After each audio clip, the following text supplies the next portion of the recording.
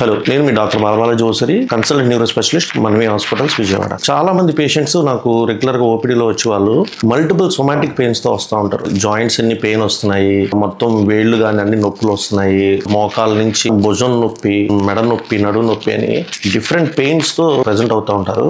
అప్పటికే వాళ్ళు చాలా మంది డాక్టర్స్ కి చూపించుకుంటారు, మొత్తం స్కాన్స్ కానీ అన్ని తీయించుకుంటారు, బ్లడ్ టెస్ట్లు కానీ అన్నీ నార్మల్ ఉంటాయి. కానీ వాళ్ళకి కంటిన్యూస్గా ఈ సిమ్టమ్స్ ఉంటా ఉంటాయి.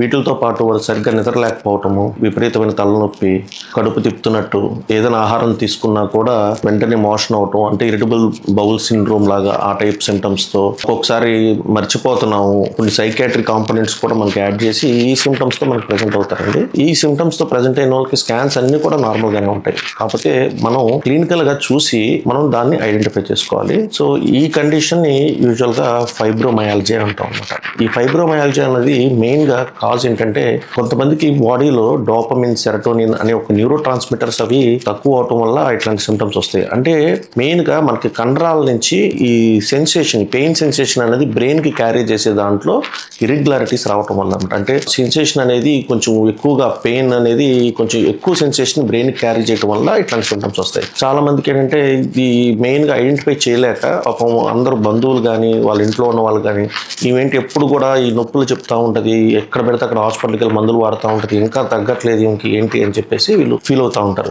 సో ఈ ఫైబ్రోమయాలజీ అనేది దానికి మనకి సెపరేట్గా డయాగ్నోస్టిక్ ఎంటిటీస్ అనేవి ఏవి లేవు. సో దీన్ని మనం క్లినికల్గా చూసి దీన్ని ఐడెంటిఫై చేసుకోవాలి. ఇలాంటి ప్రాబ్లమ్స్ ఉన్న వాళ్ళకి ఏంటంటే స్పెషల్లీ మనకి 50% అనేది మెయిన్గా మనం చేసి ఎక్సర్సైజెస్, మెడిటేషన్, యోగా ఇట్లాగా, అంటే ఉన్న బాడీలో ఉన్న అన్ని మజిల్స్ని మనం యాక్టివ్గా ఉంచడం అనేది 50% ఆఫ్ ద ట్రీట్మెంట్. ఇంకో 50% ఆఫ్ ద ట్రీట్మెంట్ మనం సింటమాటిక్ ట్రీట్మెంట్ అనేది వస్తాం అన్నమాట.